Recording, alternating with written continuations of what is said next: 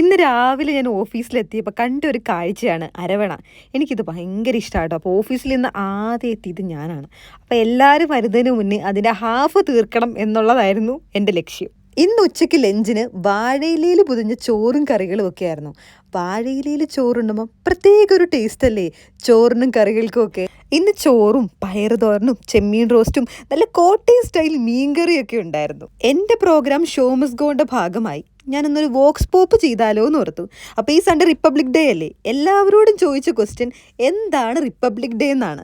Majority ആളുകളുടെയും answer ഇന്ത്യക്ക് സ്വാതന്ത്ര്യം കിട്ടിയ ദിവസമാണെന്നാണ്. പല ആളുകളുടെ രസകരമായ ഉത്തരം കിട്ടി ചിരിക്കണമോ കരയണോ എന്നുള്ളൊരു കൺഫ്യൂഷനിലായി പോയായിരുന്നു ഞാൻ. ഇന്ന് രാവിലെ ഞാൻ ഓഫീസിലെത്തിയപ്പോൾ കണ്ട ഒരു കാഴ്ചയാണ് അരവണ.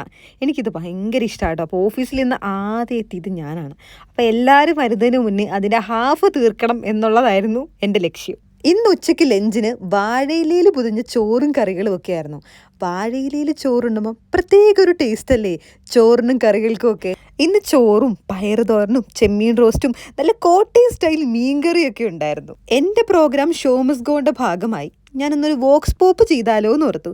അപ്പോൾ ഈ സൺഡേ റിപ്പബ്ലിക് ഡേ അല്ലേ, എല്ലാവരോടും ചോദിച്ച ക്വസ്റ്റ്യൻ എന്താണ് റിപ്പബ്ലിക് ഡേ എന്നാണ്. മെജോറിറ്റി ആളുകളുടെയും ആൻസർ ഇന്ത്യക്ക് സ്വാതന്ത്ര്യം കിട്ടിയ ദിവസമാണെന്നാണ്. പല ആളുകളുടെ രസകരമായ ഉത്തരം കിട്ടി ചിരിക്കണമോ കരയണോ എന്നുള്ളൊരു കൺഫ്യൂഷനിലായി പോയായിരുന്നു.